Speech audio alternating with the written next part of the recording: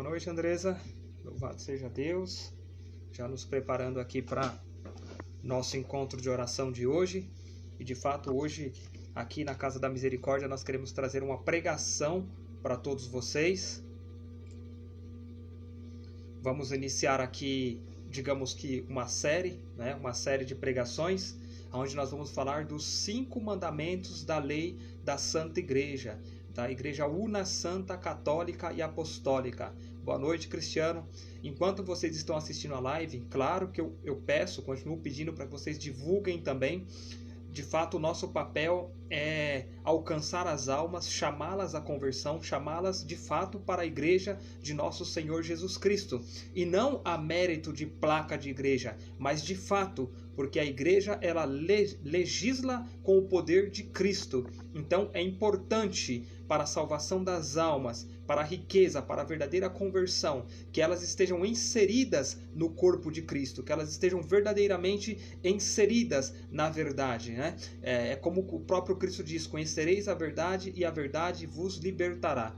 E nós estamos numa realidade, nós estamos num século onde os cristãos eles não conhecem a Santa Igreja, eles não amam. E se não amam é porque não conhecem a Santa Igreja, a autoridade da Igreja. Salve Maria Santíssima, Cléo Alexandre, e valei-nos o glorioso São José. Irene, boa noite, obrigado pela sua participação. Que o Espírito Santo de Deus permaneça sobre você, sobre sua casa, sobre a sua família. Wagner, boa noite, Deus te abençoe, irmão, seja bem-vindo. Amém. Vamos orar então, vamos orar, vamos começar pela oração, para que o Espírito Santo, Veni Creator Espírito, o Espírito Criador, ele possa dar vida a esta pregação. Porque toda pregação que não é movida, que não tem a inspiração, que não tem a ação do Espírito Santo, ela é uma pregação morta. E eu peço desculpa para vocês do que eu vou falar, mas eu não estou pregando para você em si, eu estou pregando para a profundidade da tua alma, porque é necessário que gere uma conversão. Em toda pregação é necessário que ela gere na alma do cristão uma conversão, uma mudança de vida, que o Espírito Santo possa de fato dar uma mexida no teu interior, sacudir o teu interior, para que de fato você desperte. E todo aquele que desperta, ele não fica calado.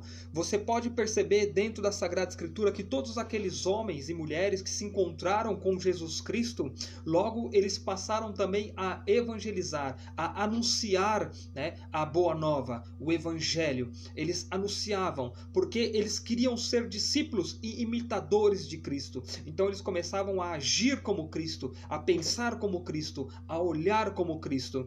E a Santa Igreja, quanto mãe e mestra da verdade, é isso que ela tem para passar para nós. Mas vamos orar. Primeiramente, eu quero pedir para que você silencia o teu coração, silencia a tua alma. Já peço a intercessão de José e Maria de Nazaré, dos nossos santos de devoção, dos nossos santos anjos da guarda, que nós possamos estar unidos com eles, com todas as almas justas que se colocam em oração neste momento também. E clamemos o Espírito Santo: Veni Creator Espírito. Vinde, Espírito Santo, e enchei os corações dos vossos fiéis, e acendei neles o fogo do vosso amor. Enviai, Senhor, o vosso Espírito, e tudo será criado, e renovareis a face da terra.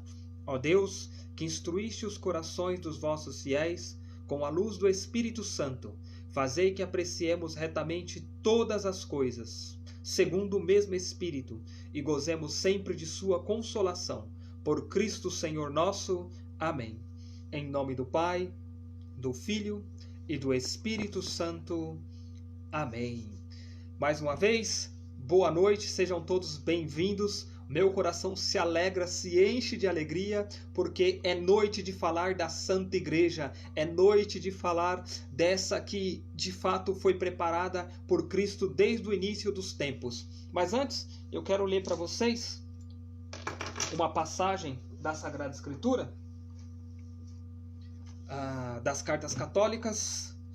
Então, 1 João, capítulo 4, e versículo 7.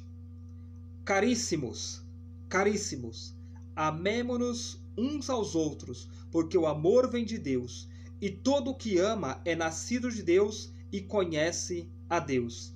Aquele que não ama não conhece a Deus, porque Deus é amor.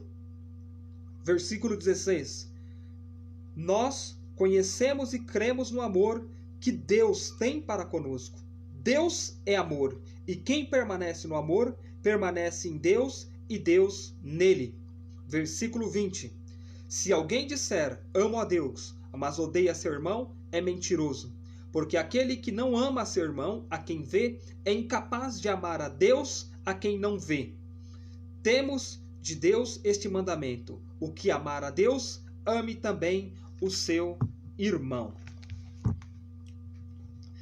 Amado, silencia ainda assim o teu coração e mediante ao verbo que se fez carne, a palavra de Deus que é anunciada para você nesta noite, neste meiado de noite, que você dentro do teu coração durante esta pregação comece agora já por este momento de oração, porque toda a pregação é uma oração, então já começa a renunciar toda e qualquer falta de perdão, ressentimentos, mágoas que você possa ter para com os seus irmãos. Santo Agostinho, bispo e doutor da igreja, um grande homem de Deus, né, dentro da patrística da igreja, ele vem nos dizer que quando nós começamos a orar, comece pelo perdão, comece pedindo perdão. Até é interessante porque quando nós participamos do sacrifício de Cristo, quando nós vamos para a Santa Missa, nós traçamos o sinal da cruz, claro, fazemos a reverência para a Jerusalém que entra, traçamos o sinal da cruz sobre o nosso corpo e adentramos no ato penitencial, aonde nós pedimos perdão a Deus pelas nossas faltas, pelos nossos pecados. E é esse mesmo Santo Agostinho, bispo e doutor da igreja, que propaga que quando nós rezamos com piedade, de fato, a oração do Pai Nosso, até mesmo os nossos pecados veniais são perdoados. Então no teu coração, durante toda esta pregação, reze uma oração do Pai Nosso, no princípio, no meio ou no final da pregação, de fato, olhando para si, aonde você diz, perdoai os nossos pecados, assim como nós perdoamos aqueles que nos têm ofendido, ou perdoai as nossas dívidas, assim como nós perdoamos os nossos devedores, como quando explica Santo Agostinho, reza desta forma. Para que de fato você possa aproveitar o sopro de Deus, o hálito de Deus, o Espírito Santo. A tua casa está sendo construída sobre a rocha. Por isso, o Espírito Santo soprou, o Espírito Santo nos incomodou, a nós que estamos aqui nesta noite vivendo esta pregação. O Espírito Santo nos incomodou. Ele não incomodou só a mim que estou aqui falando para vocês nesta noite, mas incomodou a cada um de vocês. Então tome esta pregação como se você estivesse pregando, como o Espírito estivesse falando diretamente com você, como o próprio Cristo estivesse te instruindo, porque foi a instituição dele, a mãe e mestra da verdade, a igreja que é mãe, que te gera, que é mestra, que te ensina, que te convida a propagar o Evangelho de Cristo. E ele nos chamou e nos inspirou a falar dos 5 mandamentos da lei da Santa Igreja. Muitas vezes nós pensamos assim, e infelizmente muitos maus católicos pensam desta forma, né? É como se fosse um escudo para eles. Eles dizem assim, sobre os mandamentos: o que é, digamos, entre aspas, o que é maior, os 10 mandamentos da lei de Deus ou os 5 mandamentos da lei da igreja? E logo ele diz, é claro que são os 10 mandamentos da lei de Deus, mas nem mesmo os mandamentos da lei de Deus ele cumpre, nem mesmo o respeito, a fidelidade para com a lei de Deus, a ordem de Deus, ele cumpre. Nós vemos isso a todo momento e em toda a nossa sociedade, na nossa nação, que está tão ferida, que está tão chagada por conta do pecado. Nós vemos a todo momento as nossas leis civis, que deveriam ser leis baseadas na lei de Cristo, na lei de Deus, principalmente porque nós vivemos aqui, nessa terra de Santa Cruz. Brasil, terra de Santa Cruz, abençoada, nação brasileira, católica, ou seja, que tem o Cristo como seu Senhor, mas Nem mesmo as nossas leis civis são direcionadas para com as leis de Deus, porque os maus católicos não vivem essas leis e nós somos chamados a vivê-la. Mas respondendo à pergunta que muitos corações se fazem quando você o questiona, o que é maior, os 5 mandamentos da lei de Cristo ou os 10 mandamentos da lei de Deus? É justamente essa introdução que eu quero trazer para você, para que cada um dos nossos irmãos que foram convidados pela ação do Espírito Santo, para que eles possam sim falar para vocês um por um de cada mandamento. Lembra-te que aqui é apenas uma introdução para o que eles vão trazer para vocês. Eles vão preencher o coração de vocês, não com as palavras deles, não com a força da palavra dele, da inteligência deles, mas pela sabedoria que vem do alto, o Espírito Santo de Deus que fala através de nós. Amados, como eu li para vocês, eu quero também ainda aproximar ou aprofundar uma leitura de um escritor do século II. Um escritor do século II. Eu achei muito interessante quando eu vi esse sermão dele, eu escutei esse sermão dele, eu li, eu meditei em cima desse sermão dele, e eu quero pegar exatamente as palavras dele, porque a igreja ela fala pela tradição, ela fala pela palavra e ela fala pelo magistério. E é dito assim, em Gênesis capítulo 1, versículo 27, Deus fez o ser humano, varão e mulher. O varão é o Cristo, a mulher, a igreja. Lembra-te, ele está falando num sermão, ele está fazendo comparações. O varão é o Cristo, a mulher, a igreja. Também a Bíblia e os apóstolos afirmam que a igreja propriamente não é deste tempo. A igreja não é deste tempo, a igreja não é deste século.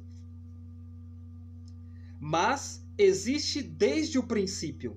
Era espiritual, assim como nosso Jesus, e apareceu nos últimos dias, a fim de que fôssemos salvos. Como assim, Well? Como que você fala pra gente que a igreja já existia, que ela era espiritual?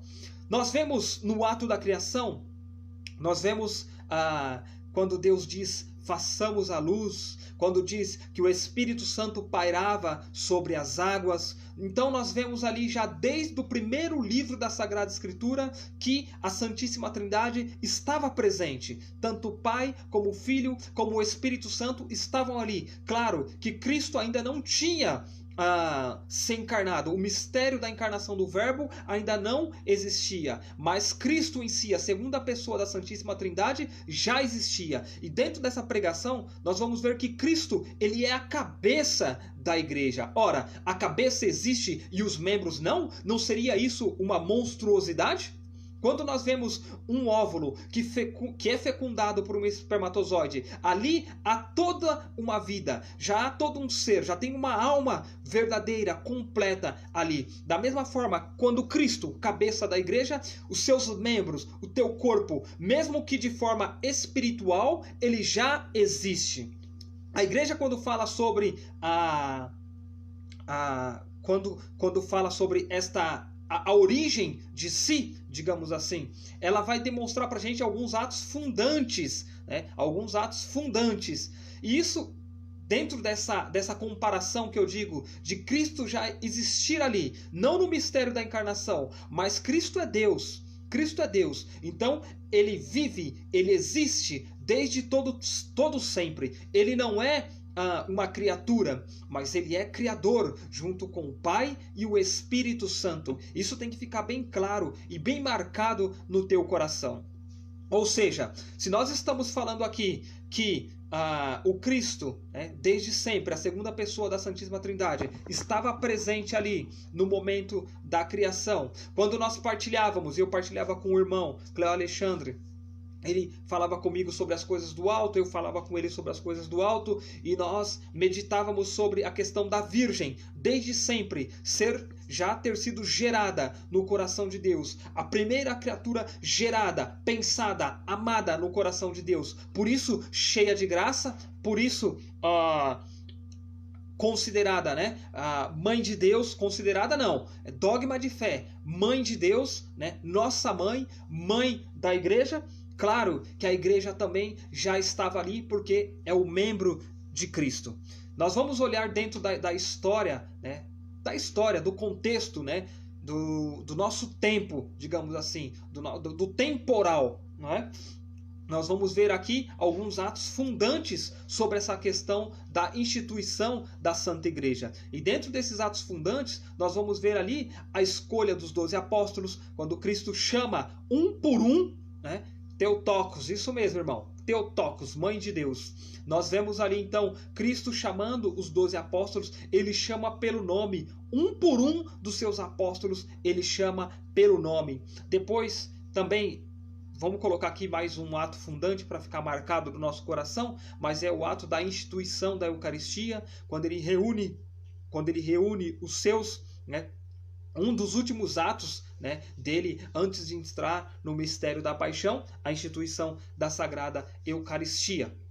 Mas se nós olharmos dentro para o contexto da realidade da Sagrada Escritura, do povo de Israel, eles eram formados por 12 tribos. Era um povo formado por 12 tribos. E Jesus, quando ele escolhe os 12 apóstolos, ele já demonstra a sua intenção de fundar a igreja. Né? A igreja, o novo Israel, que vamos, digamos assim, ela já tinha sido anunciada pelos profetas. Então, o novo Israel que já era anunciado pelos profetas. E quando a gente fala povo de Deus, a gente lembra muito de Deus Pai. Mas quando a gente fala dos 12 apóstolos, né, o novo Israel, falou de Israel, lembra-te sempre de Deus Pai.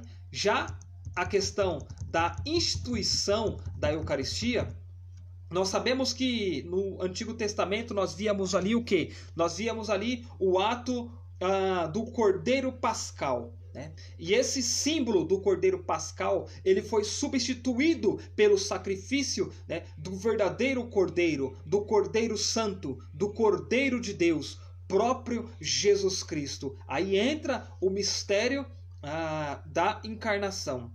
E claro que a gente também vai compreendendo passo a passo, né? Claro que eu não estou aprofundando, porque não é uma aula, né? Mas é algo só para a gente chegar num finalmente e os irmãos darem seguimento. Nós vamos ver também que dentro da Sagrada Escritura nós temos ali o cálice da antiga aliança, que também é substituído pelo cálice da nova aliança. O que é o cálice da nova aliança? O sangue de Jesus Cristo. O sangue de Jesus Cristo é o cálice da nova aliança.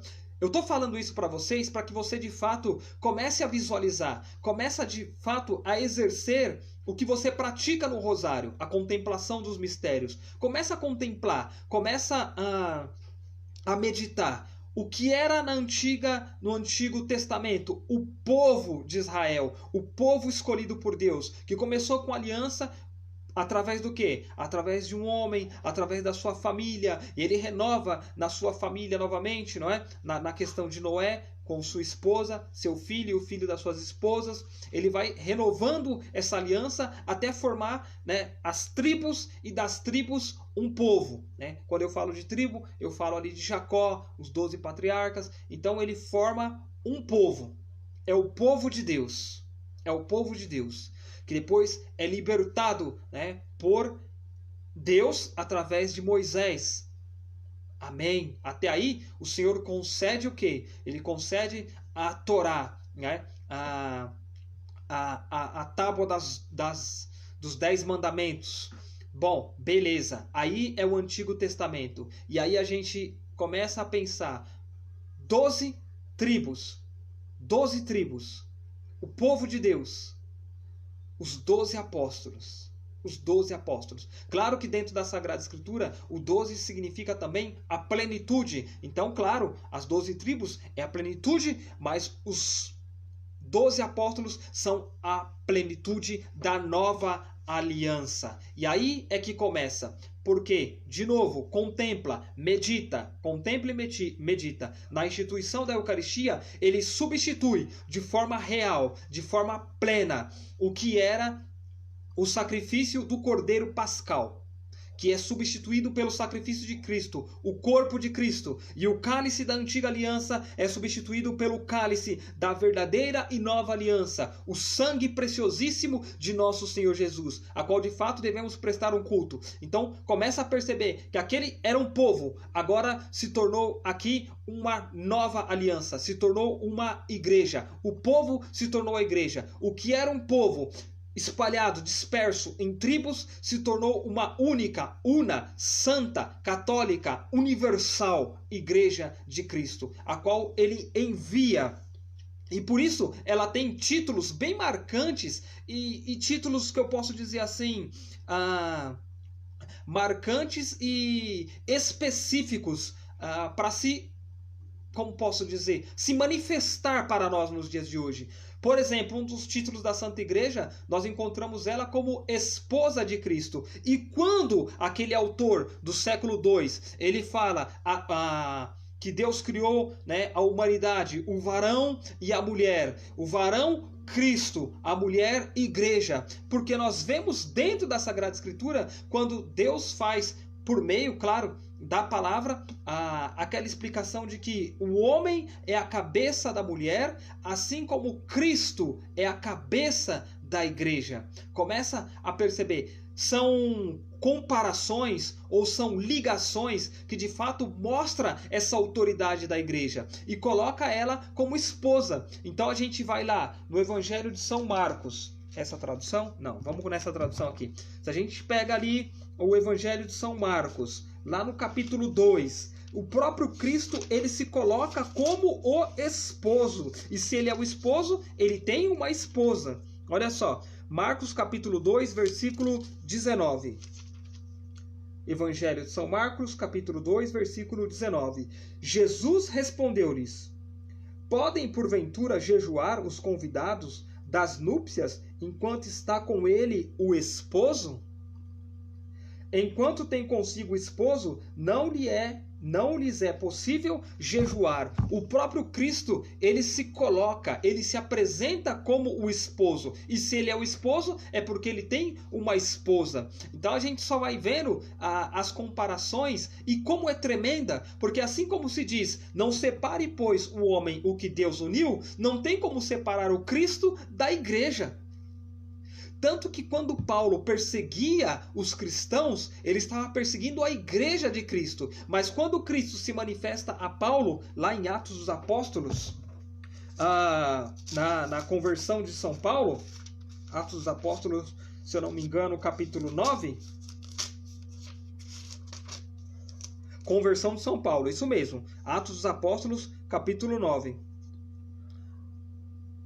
No versículo, vamos pegar aqui no versículo 3. Durante a viagem, estando já perto de Damasco, subitamente o cercou uma luz resplandecente vinda do céu. Caindo por terra, ouviu uma voz que lhe dizia: Saulo, Saulo, por que me persegues? Saulo disse: quem é, Senhor? Respondeu ele: eu sou Jesus, a quem tu persegues. Duro te é recalcitrar contra o arguilhão. Então o Senhor vai tendo aquele diálogo com Saulo até aquele momento. Só que Saulo estava perseguindo os cristãos, porque para Saulo Jesus era só mais um que morreu, acabou. E os cristãos tinham essa convicção, eles têm essa convicção de que Cristo realmente ressuscitou. Por isso, peço uma graça especial de fato de você crer em Cristo, amar a Cristo como Ele nos ama, porque Ele nos amou primeiro, como diz o apóstolo João na sua primeira carta. Ele nos amou primeiro. Então, peça a Ele essa graça de o amá-lo.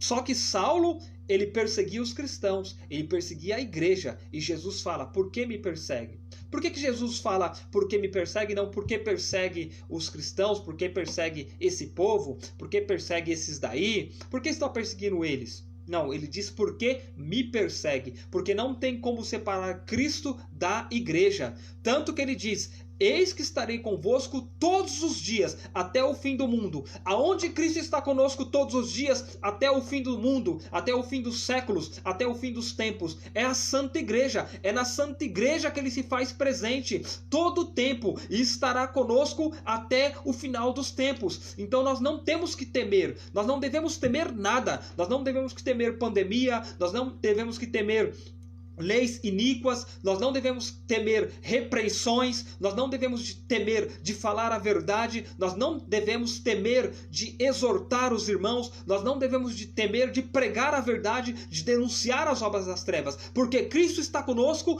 todos os dias até o final dos tempos. E é até interessante, porque dentro dessa realidade dos 5 mandamentos da Santa Igreja Católica, tem alguns mandamentos aí, eu fico meio assim para falar, por quê? Porque os irmãos não estão falando e eu não quero, digamos que, antecipar a pregação deles, mas vocês vão ver situações onde a igreja ela vai apresentar o mínimo. Dentro dos 5 mandamentos da lei da igreja, ela vai apresentar o mínimo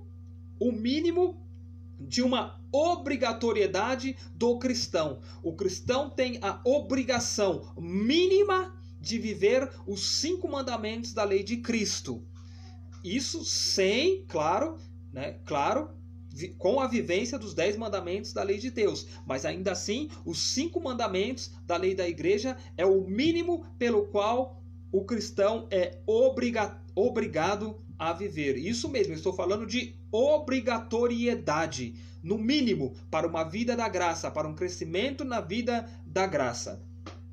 Amém.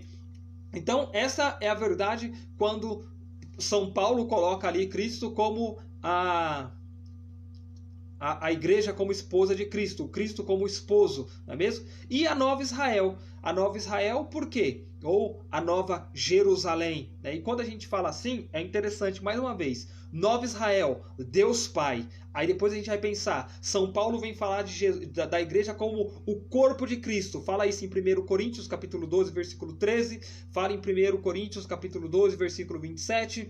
Em outras passagens ele vem falar também de Cristo como a igreja como o corpo de Cristo. E quanto o corpo de Cristo? O Filho, né? Jesus. E depois, São Paulo em 2 Coríntios capítulo 6, versículo 16, ele vem chamar a igreja de templo do Espírito. Então, Novo Israel, Romanos 11, Deus Pai, Novo Israel, porque quando se fala de Israel, lembra-te de Deus Pai no Antigo Testamento. Corpo de Cristo, lembra-te de Jesus, né? Lembra-te de Jesus, é o corpo de Cristo, tá claro. A segunda pessoa da Santíssima Trindade, o esposo da esposa. E quando fala templo do Espírito Santo, lembra-te do Espírito Santo. E o Espírito Santo, ele é chamado alma da igreja. Então, para você ser cheio do Espírito Santo, assim como para aceitar a Cristo, não basta levantar a mão e falar, eu aceito a Jesus Cristo. Assim também, para ser cheio do Espírito Santo de Deus, para ser movido do Espírito Santo de Deus,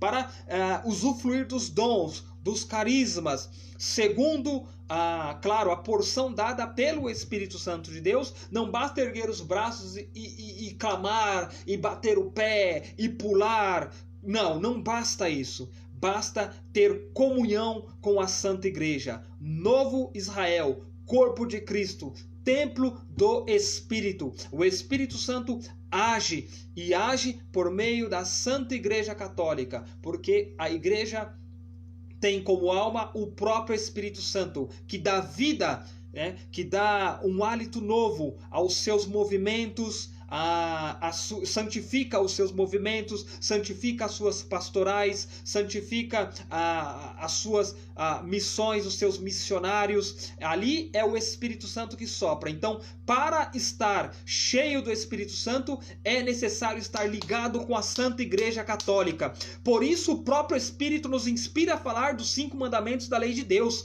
porque não é pregado sobre esses mandamentos, porque a catequese, o povo não é catequizado sobre esses 5 mandamentos da lei de Deus. E é necessário ter essa ligação, ter essa intimidade. Como eu disse, só se ama aquilo que se conhece. Só se ama aquilo que se conhece. Por isso iniciamos a pregação com aquela passagem.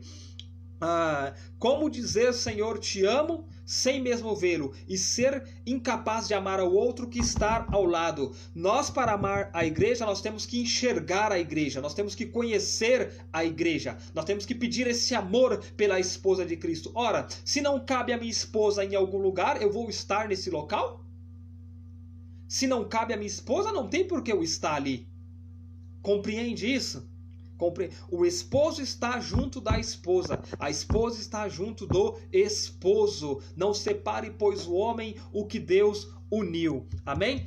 Quero pegar também algumas passagens da Sagrada Escritura, o Evangelho de São Lucas, aonde fica claro para nós que a igreja, ela legisla com o poder de Cristo. Cristo dá essa autoridade para a igreja.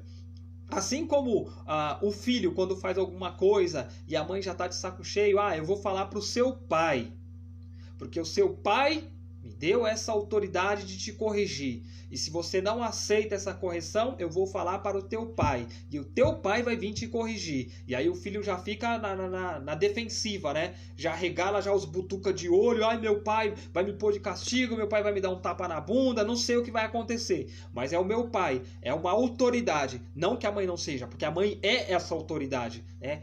Assim como o pai, a mãe também é. Por isso a igreja, ela legisla com o poder de Cristo. Lá no Evangelho de São Lucas, capítulo 10, versículo 16, Cristo diz: o que vos ouve, a mim ouve, e o que vos despreza, a mim despreza. E quem me despreza, despreza aquele que me enviou. Também Jesus vem falar que a minha doutrina não é minha, mas daquele que me enviou. Cristo está falando aqui, na realidade, da Santa Igreja, dos seus apóstolos, dos seus pilares, da comunidade, do teu corpo. A igreja é teu corpo, é templo do Espírito Santo. Então ele diz: o que vos ouve, o que ouve a mãe e mestra da verdade, a mim ouve. Quem despreza a Santa Igreja, a mim despreza. E quem me despreza, despreza aquele que me enviou, despreza o Pai. Assim também, Cléo Alexandre, você está aí? Você usa muito aquela expressão assim: não pode ter Deus por pai quem não tem Maria por mãe, né? Essa expressão você usa bastante, que é de um santo da Santa Igreja, você usa bastante isso. Não pode ter Deus por pai quem não tem Maria por mãe. Por quê? Porque Maria de fato é mãe de Deus. Amém. Se você tiver, você manda aí, coloca aí para os irmãos ficarem cada vez mais cheios da graça de Deus. Já no Evangelho de São Mateus, capítulo 16, versículo 19, olha a importância dos 5 mandamentos da lei da igreja. Capítulo 19, né? Não, capítulo 16 de São Mateus. E eu te darei as chaves do reino dos céus. E tudo que ligares sobre a terra será ligado também nos céus. E tudo que desatares sobre a terra será desatado também nos céus. Ou seja, os 5 mandamentos da lei, da lei da igreja, os dogmas da Santa Igreja Católica, todos os dogmas, né? Os dogmas mariano, os dogmas da Trindade, né? Os dogmas de Cristo, todos os dogmas da Santa Igreja Católica foram ligados no céu. Ela usou o poder, né, que foi lhe concedido por Cristo para ligar aquilo através de São Pedro, através do Santo Papa. Por isso, os santos da Igreja Católica, eles falam muito sobre isso. Deixa eu ver se eu pego aqui o nome de um dos santos que fala isso. Mas ele fala assim: a comunhão com o bispo de Roma, o Papa, é sinal de reconhecimento de um católico e de um bispo legítimo. Também quando diz: fora da igreja não há salvação, né? São João Roberto, ele que é mártir. Aqui, ó, São Damaso I, Papa do ano 305, da patrística da igreja, né? A comunhão com o bispo de Roma, o Papa, é o sinal de reconhecimento de um católico e de um bispo legítimo. Também é dito: aonde está o bispo, aí está a Santa Igreja Católica. Aqui, ó, Santo Inácio de Antioquia: onde está o bispo, aí está a comunidade. Assim como onde está Cristo Jesus, aí está a Igreja Católica. Então, percebe essa autoridade? Os 5 mandamentos da lei de Deus, ele é importante para a nossa vivência na vida, na graça. E se nós estamos falhando nesses 5 mandamentos da Santa Igreja Católica, nós estamos sim necessitando de procurar um sacerdote para a confissão, Nós estamos necessitando de um sacerdote para exercer o mistério ali da confissão, tá? Como eu disse, Cristo é a cabeça da igreja, seu corpo, do qual ele é o Salvador. Olha aqui, ó. São Luís Maria Grignon de Montfort, no Tratado da Verdadeira Devoção, diz: quem não tem Maria por mãe, não tem Deus por pai. Muito bem, louvado seja Deus. Obrigado, Senhor. Obrigado, porque quando um irmão prega, não é ele que prega, mas é o Espírito Santo que prega. Oh, glória de Deus. Amém, Senhor. Muito obrigado. Irmãos, e olha só, Efésios capítulo 5, versículo 23. Cristo é a cabeça da igreja, seu corpo, do qual ele é o Salvador. O Salvador. Ora, não tenha vergonha de dizer que você é católico, de que você vive as leis da igreja. Existe algo na Santa Igreja chamado Código de Direitos Canônicos. Ou seja, a igreja, ela tem as suas leis, ela tem as suas penas, né? Então é importante ter essa ligação, essa unidade com a Santa Igreja Católica. Eu quero falar também para vocês aqui uma frase do Papa Leão XIII, né, na encíclica Divinum Illud Munus, onde ele diz assim: a igreja é seu corpo místico, o qual tem o Espírito Santo como sua alma. Se Cristo é cabeça da igreja, o Espírito Santo é sua alma, afirma Leão XIII, né, na encíclica Divinus Illud Munus. Ou seja, tá percebendo? Eu estou tentando passar para você uma base da importância de estar ligado com a igreja, a importância dos 5 mandamentos da Santa Igreja. Tanto que dentro do matrimônio nós fazemos um compromisso ali, é mais ou menos assim, o sacerdote diz para os noivos: estão dispostos a receber os filhos que Deus lhes enviar e os educar na lei de Cristo e da Igreja? Na lei de Cristo e da Igreja, tanto os 10 mandamentos como os 5 mandamentos da lei da Igreja. Vou traduzir dessa forma para você, né? E nós dizemos sim. Você está vivendo este compromisso? Você está respeitando este compromisso? O seu filho está sendo educado? Você está catequizando o seu filho? Você é catequizado? Você propaga o evangelho de Jesus Cristo?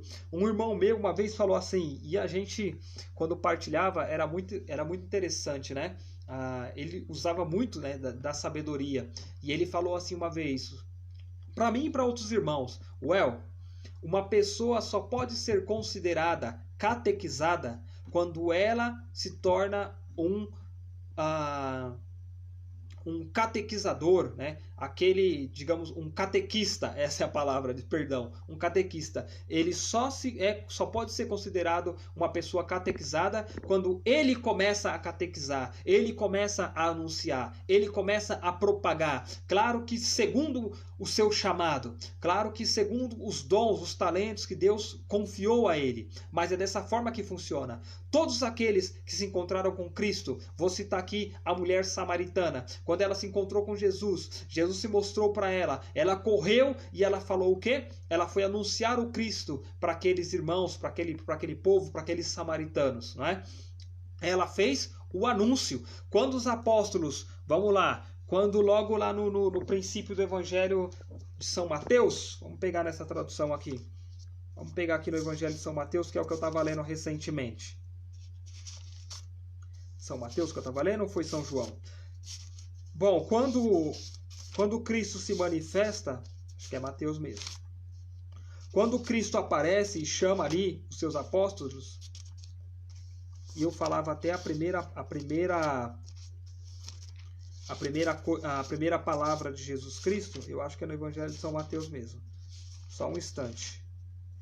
Essa parte eu não tinha aqui preparado para vocês. Jesus em Belém, fuga para o Egito. Não. Acredito que seja no Evangelho de São João, então. As primeiras palavras de Jesus Cristo.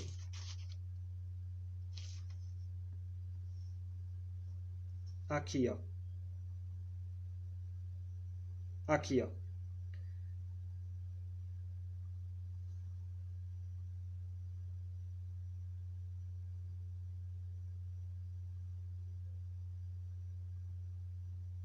Aqui. No dia seguinte, Jesus quis a Galiléia, encontrou Felipe e disse-lhe, segue-me. Felipe era natural da cidade de Betélia, da cidade de Betsaida, pátria de André e de Pedro. Felipe encontrou Natanael e disse-lhe, encontramos aquele de quem escreve Moisés, na lei e os profetas, Jesus de Nazaré, filho de José. Interessante, eles encontraram, Cristo chamou eles, vem e segue-me, logo em seguida eles foram anunciar o evangelho. Mas tem outra citação aqui. Tem outra citação aqui muito importante, aonde Jesus, se eu não peguei agora, eu coloco depois aí na questão das mensagens, tá? Como se fala aqui? Dos comentários. E eu marco aí. Aonde Jesus se apresenta, eles perguntam, onde moras? Aí Jesus diz para eles vir, né? Vem aqui, ó. Evangelho de São João. Oh, louvado seja Deus. Obrigado, Senhor. Muito obrigado, Senhor. Evangelho de São João, capítulo 1. É dito assim, ó. Encontro com os primeiros discípulos. No dia seguinte, estava lá João, outra vez com 2 dos seus discípulos. E avistando Jesus que ia passando, disse, eis o Cordeiro de Deus. Ele anunciou, ele apontou, eis o Cordeiro de Deus. Os 2 discípulos ouviram-no falar e seguiram Jesus. Voltando-se Jesus e vendo que o seguiam, perguntou-lhes, olha a primeira palavra de Jesus no Evangelho de São João, que procurais? Disseram-lhe, Rabi, que quer dizer mestre, onde moras? Jesus diz, vinde e vede. Respondeu-lhes, e foram aonde ele morava, e ficaram com ele aquele dia. Era cerca da hora 10ª. André, irmão de Simão Pedro, era um dos 2 que tinham ouvido João e o que tinham seguido. Foi ele, então, logo à procura de seu irmão e disse-lhe, achamos o Messias, que quer dizer Cristo. Levou-o a Jesus e Jesus, fixando nele o olhar, disse, tu és Simão, filho de João, será chamado Cefas, que quer dizer pedra. Então aqui Jesus ele se encontra e depois prossegue, né, o evangelho, e ele se encontra ali com os seus 5 primeiros apóstolos, né, discípulos, depois apóstolos, e você percebe que Jesus fala com eles, é anunciado para eles, ou Jesus fala com eles e logo em seguida eles passam também a anunciar. Pio XII ele explica assim, então só para a gente já fazer o fechamento aqui para não prolongar tanto, tá? O Espírito Santo no corpo místico de Cristo é o princípio de toda ação vital e verdadeiramente salvífica em cada um dos diversos membros do corpo. Ou seja, ele reafirmando que o Espírito Santo, ele no corpo místico, ou seja, ele é o Espírito que age na igreja. O Espírito Santo é como que a alma da igreja, como afirmava Leão XIII. Ele é a alma da igreja. Então, para estar cheio do Espírito Santo, é necessário estar em comunhão com a Santa Igreja. E claro que não podia deixar de faltar Santo Agostinho, que diz assim, afirmando: aquilo que nosso espírito, a saber, a nossa alma, é para os nossos membros, o mesmo é o Espírito Santo para os membros de Cristo, para o corpo de Cristo, que é a igreja, O Espírito Santo é a alma da igreja. Irmãos, se nós somos católicos, se nós vivemos com a Santa Igreja, nós temos a graça de estar cheio do Espírito Santo.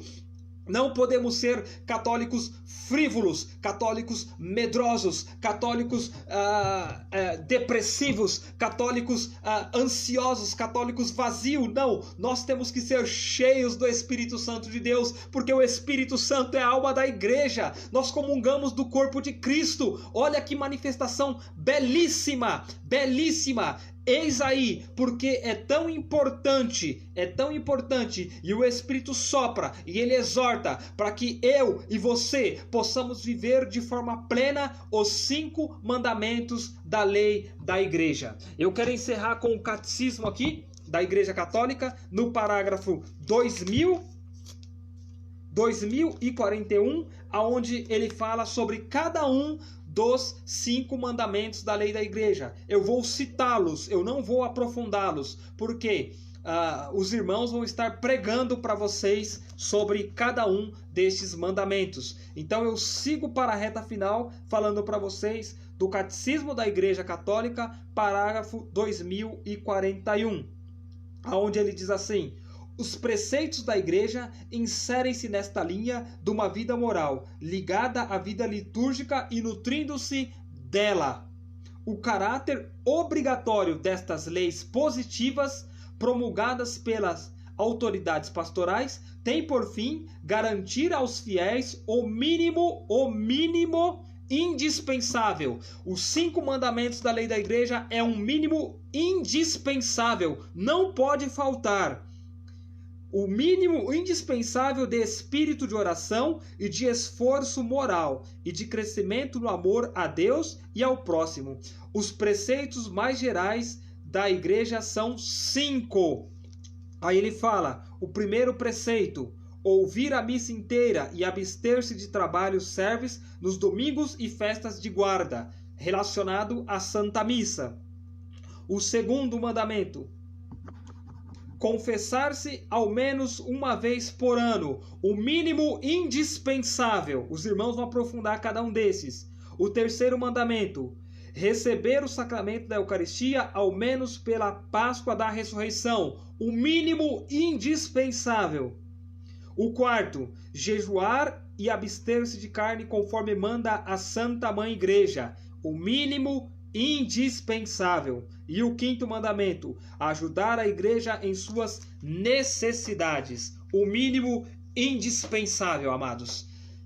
Louvado seja Deus pela sua vida, graça e paz da parte de nosso Senhor Jesus Cristo. Fecha os teus olhos ou simplesmente fixa o teu olhar na cruz de Jesus Cristo, abre os teus braços e começa a conversar com o Senhor. Fala com o Senhor desse desejo que cresce da tua alma, que cresce nos batimentos do teu coração, de amar a Santa Igreja, de conhecer a Santa Igreja, a verdade, aquilo que Deus deixou para nós. Não tem uma definição, é um mistério. A Santa Igreja Católica é um mistério, aonde Cristo a transborda com as virtudes ocultas da tua Santa Cruz. E essas virtudes querem recair sobre a sua vida. Você que é membro da Igreja Católica, você que faz parte, você é uma célula, você é importante. Por isso, você precisa se santificar. Até porque, quando uma célula ela se santifica, todo o corpo se revigora. Mas quando uma célula ela cai, ela adoece, ela adormece, quando esta célula ela peca, a Igreja sente na alma, a Igreja sente, porque você de fato é um membro importante para ela. Assim como a cabeça não é mais importante do que o pé, não é mais importante do que a mão, o olho não é mais importante do que o ouvido, porque cada um tem uma função específica. Você também tem uma função específica na Santa Igreja. Levanta os teus braços, abra o teu coração, renda-te ao amor de Jesus Cristo, porque Ele te amou primeiro. O Senhor te amou primeiro. E com certeza, quando você começar a viver esse mínimo que é indispensável, você vai ver a sua vida na graça de fato decolar. Rumo que a Cleo Alexandre, rumo à segunda conversão, rumo às moradas interiores. Isto é importante. Então, erga os teus braços, abra o teu coração, abra a tua alma. Claro que quando eu digo erga os teus braços, é porque a Santa Igreja diz que é o homem todo que reza. Então você reza com gestos também. E deixa o Espírito Santo de Deus soprar um hálito de vida nova sobre você. Amém? Salve Rainha Santíssima, e valei-nos o glorioso e o justo São José. Vinde, Espírito Santo, e enchei os corações dos vossos fiéis, e acendei neles o fogo do vosso amor. Enviai, Senhor, o vosso Espírito, e tudo será criado, e renovareis a face da terra. Ó Deus, que instruíste os corações dos vossos fiéis, com a luz do Espírito Santo, fazei que apreciemos retamente todas as coisas, segundo o mesmo Espírito, e gozemos sempre de sua consolação. Por Cristo, Senhor nosso. Amém. Amém. Louvado seja Deus. Quero agradecer pela presença de vocês, desejar uma boa noite, a graça e a paz por parte de nosso Senhor Jesus Cristo. Nós vamos postar a data da próxima live. Nós vamos avisar vocês que vai ser provavelmente no sábado agora. Tá até um calor aqui dentro. Louvado seja Deus por isso. Nós vamos estar avisando vocês então. Propaguem o Evangelho de Jesus Cristo. Vamos ser católicos autênticos e vamos fazer com que os nossos irmãos, as almas, possam receber dessa mesma porção de graça, esse hálito novo, essa unidade com a igreja.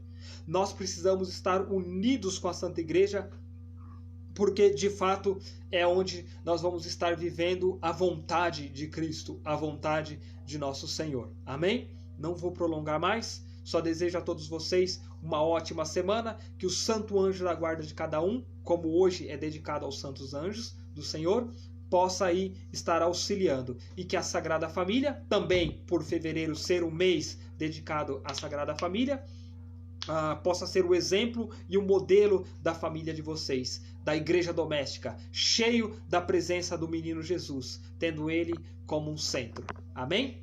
Então, Deus abençoe e boa noite. Claro que, só mais um aviso para vocês, provavelmente nós vamos estar começando a uma vez por semana estar rezando o terço online, né? Não sei se vai ser aqui pelo canal do Facebook ou pelo do Instagram, mas uma vez na semana nós vamos estar rezando o terço com todos vocês. Amém? Deus abençoe e até a próxima.